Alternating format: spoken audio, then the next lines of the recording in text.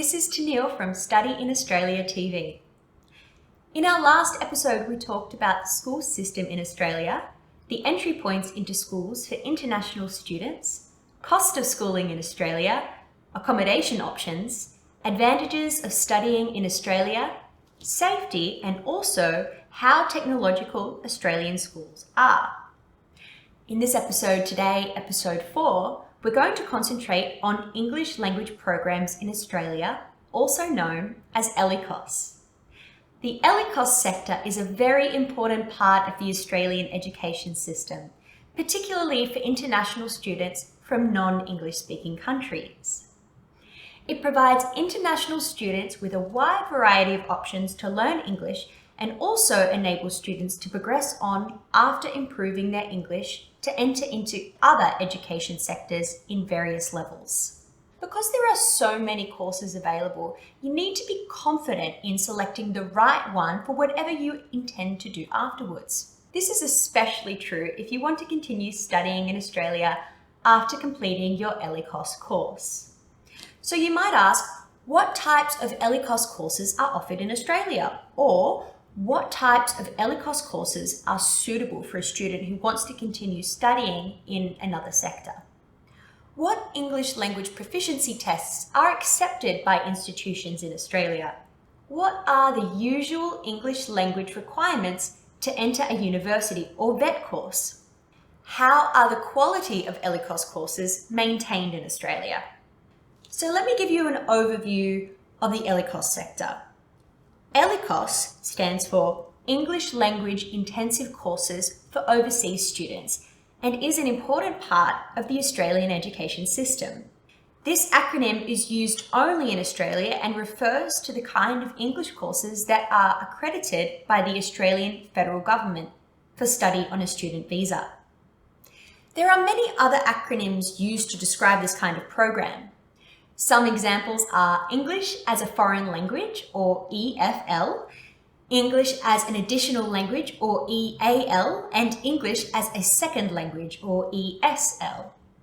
In 2019, there were over 170,000 international student enrolments in the ELICOS sector. The Australian English language industry is respected globally as a world leader due to its cohesiveness and professionalism. Public and private sector institutions work together closely within the National Association, and Australia's ELICOS national standards are the envy of the world, providing consistent standards for all providers. The English language sector is a major contributor to Australia's international education profile.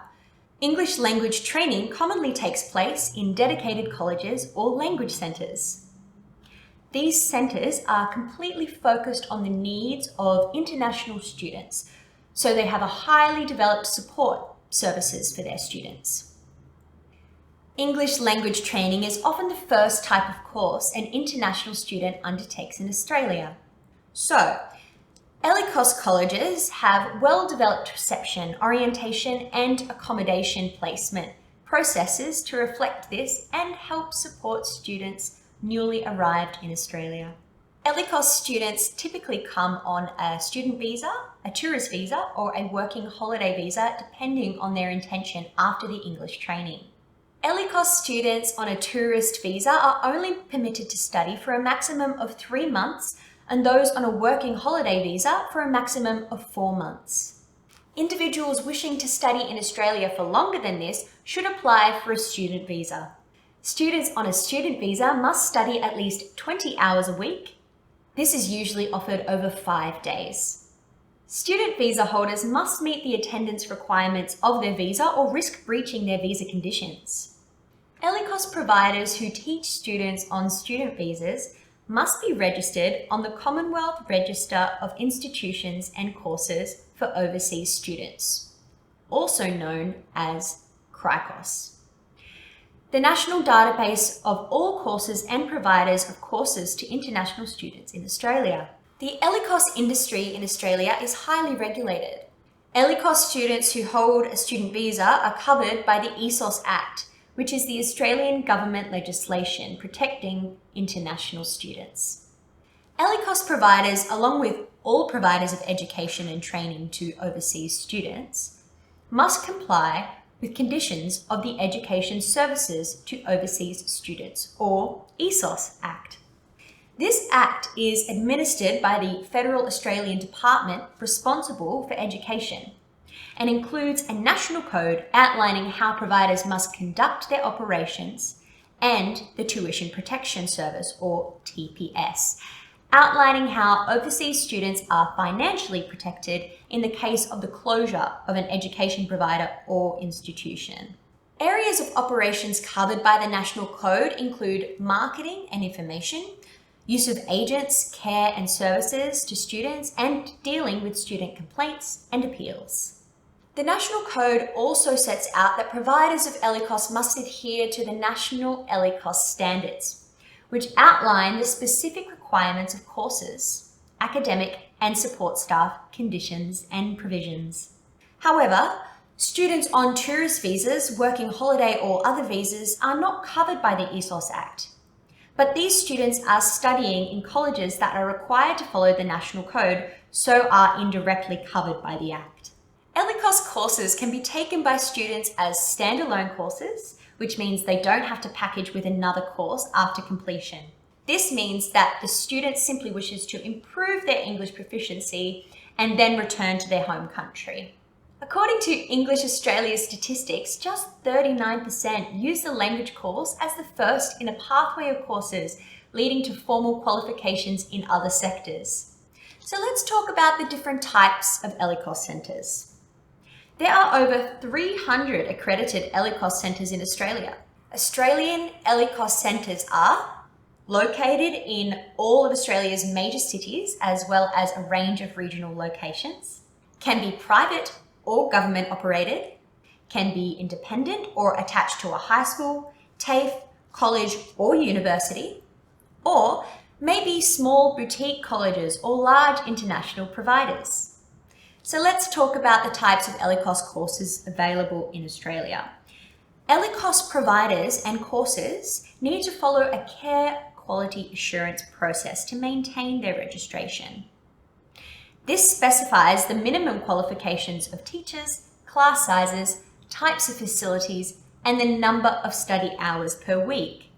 ELICOS courses are accredited by either TEQSA or ASQA as non-award courses outside of the AQF, or Australian Qualifications Framework. TEQSA and ASQA are Australian government regulating bodies. However, a small number of courses are accredited as VET or Vocational Education and Training courses on the AQF. Australia offers a wide range of ELICOS courses designed to meet the various needs of students with differing reasons for learning English. Full-time ELICOS courses tend to have the following features. Their duration generally ranges from 4 to 48 weeks. They are taught at all levels of proficiency, from beginners to advanced. They comprise at least 20 hours of study each week. They usually have flexible commencement dates, so students can enroll at any time throughout the year. Often, ELICOS courses are taken in sequence with formal courses of study in other sectors. This means they're packaged together with one or more other courses that the student will study after they complete their English. Sometimes these further courses are offered at the same institution.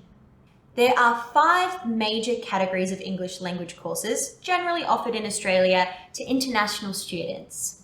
They are General English, English for Academic Purposes, or EAP, Primary or Secondary School Preparation, Examination Preparation, often IELTS preparation, English for Specific Purposes, or ESP. In addition, some ELICOS centres have developed and deliver specific courses to suit the needs of particular clients. For example, courses that may concentrate on executive English, corporate ELICOS training, or study tour programs.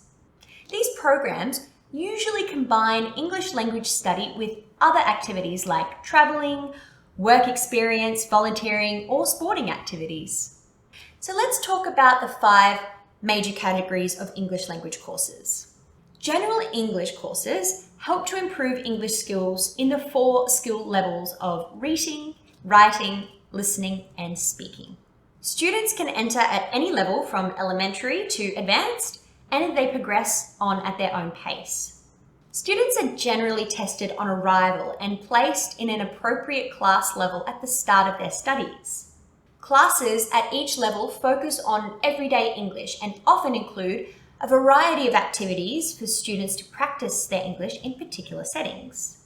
General English is suitable for individuals or for holiday groups as a preparation for the English for Academic Purpose course.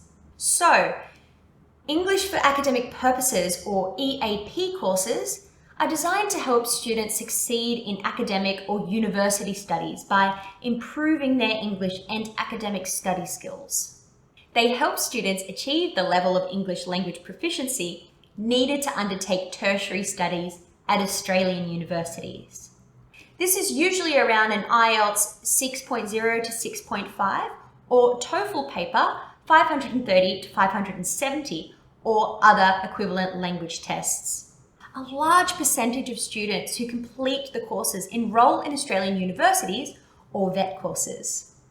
EAP programs are generally offered at full-time courses of approximately 10 weeks for each module. EAP courses generally start and finish at dates which match with the university's academic semesters. This follows students to move easily into formal degree or diploma courses. English centres also offer primary and secondary school preparation courses. These programs are generally designed to develop speaking, listening, reading and writing skills, inform students about the education system in Australia, familiarise students with teaching methodologies they will encounter in their school studies, and introduce specific subject areas and assist with subject selection. Another common program for students to study is an IELTS examination preparation course. While not offering a formal qualification, many English courses focus on preparing students for external English proficiency examinations, such as the Cambridge exam, the IELTS exam, the Pearson academic test, the TOEFL exam, or the TOEIC test. In Australia, the IELTS and Cambridge exams are the most popular exams, with the Pearson academic test becoming more popular over the last few years.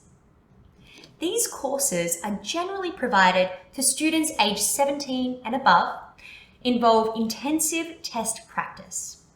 They cater to people who wish to enter educational institutions, work in English-speaking countries, obtain an English level that is valued by employers in their home country.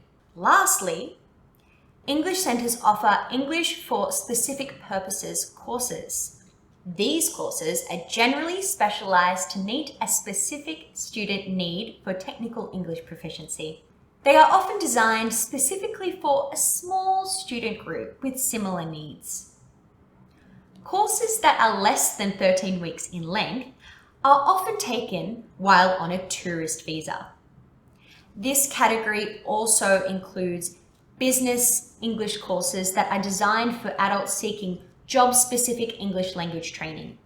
Generally, the courses are intensive and focus on improving students' use of English in the workplace. Most programs expect students to arrive with strong general English skills and generally start at intermediate level and move through to advanced levels.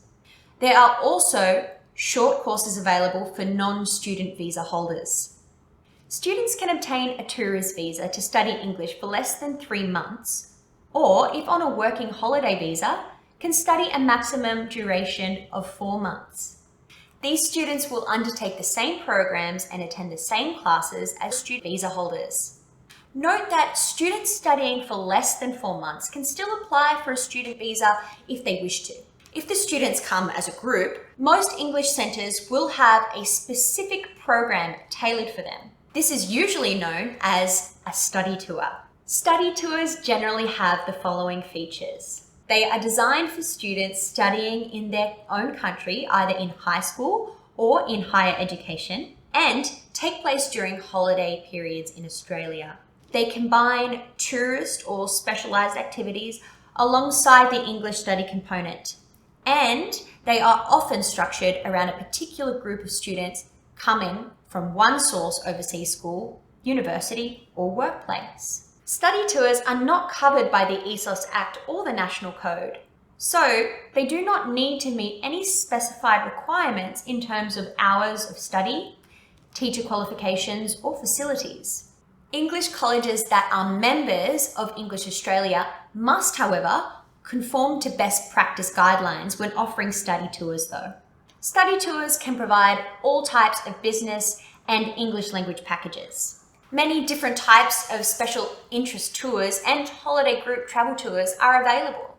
Some examples include ecotourism and environmental projects, backpacking group tours with an adventures focus, living English with practical experiences, high school and junior high school holiday tours, specialized technical and information tours, university, holiday and graduation tours. No formal qualifications are awarded at the completion of these study tour courses. So now let's talk about English language tests. The IELTS, TOEFL, CAE Cambridge and PTE Academic tests are the major testing systems used worldwide for entry into academic programs.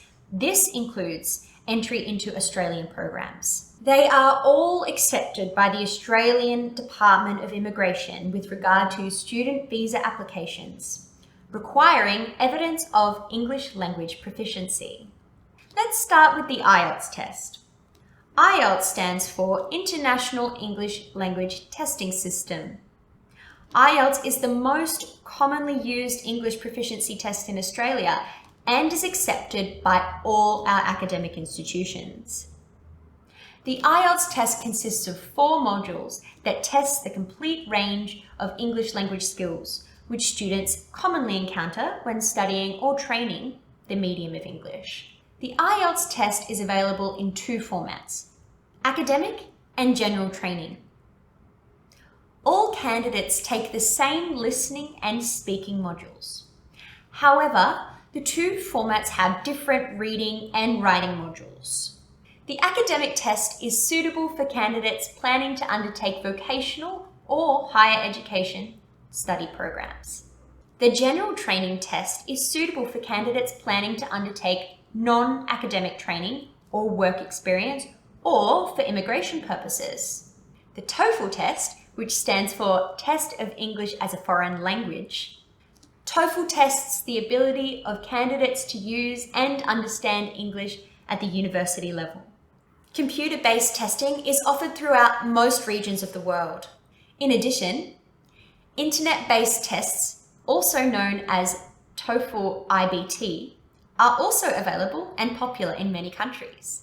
In areas where computer access is limited, a paper version of the test is also offered. Now let's look at the CAE Cambridge test, also known as Certificate in Advanced English. The CAE test is a thorough and demanding test of all areas of language ability of the candidate. It is available in both a paper-based and computer-based format. The CAE exam consists of 5 modules: reading, writing, use of English, speaking, and listening. Speaking is a face-to-face exam with 2 candidates and 2 assessors.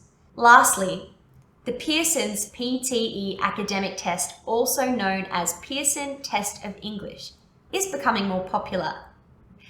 PTE Academic is a computer-based exam measuring the individual's English ability through tasks which reflect real-life settings.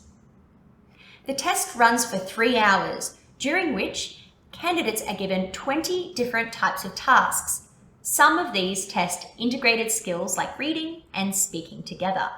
Test results are delivered to test takers online via email notification within 5 working days, which is very convenient.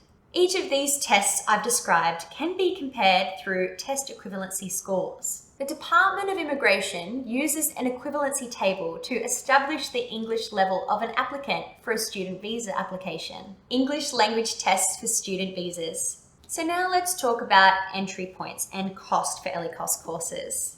Students can enter an ELICOS college with any level of English proficiency. However, the Department of Immigration assigns certain requirements to student visas for students from certain countries. So, some students may only be able to study an English course for a limited length of time, depending on their nationality and sector in which they seek to study in after the English course. The Department of Immigration does this because of the risk associated with students staying on after their course completion. Australian education institutions accept students with an appropriate level of English proficiency, and institutions are free to set their own English language entry requirements. There may be different language proficiency levels and different test measures used, for instance, IELTS, TOEFL, CAE or PTE Academic, or other ways to satisfy the language requirement by different institutions. Each institution publishes the English requirements on their website. English language requirements are generally set to ensure students attain a good academic outcome throughout the program. The cost of English language courses can vary across different English centres in Australia. Generally, the tuition costs range from $300 to $400 per week, but course prices vary depending on the centre, the centre's location, and the length of the course. Study tour prices are specific to the study program and subject to negotiation. So let's discuss the quality assurance of ELICOS courses. Australia ensures that international students receive high-quality English language instruction. Australia is the only country in the world to have mandatory national standards specific to English language training for international students. The quality of courses and institutions providing English training are supported by two recognised industry associations: the National English Language Training Accreditation Scheme, also known as NEAS, and English Australia. English Australia is the national professional association of ELICOS colleges and currently has over 115 members. English Australia also plays an important role in maintaining quality in the ELICOS sector. Its member colleges are required to follow bylaws which provide a code of conduct, participate in a tuition assurance scheme, participate in membership quality assurance, and abide by the minimum requirements of the English Australia refund and transfer policies. English Australia membership provides additional assurances of high quality and fair dealing in both public and private English language colleges. NEAS endorses English language centres in universities, colleges, and high schools. Endorsed centres are granted the NEAS quality mark, internationally recognised and valued by students, teachers, agents, and governments. So that's the end of Study in Australia TV episode 4 on ELICOS. I hope you learned a lot about the ELICOS system and understand more about the consistency of teaching across English language centres. Please let us know if you have any questions on this episode, or if you have any feedback, or just like the content. Always happy to hear from you. We can help if you're looking to study English in Australia. Bye for now.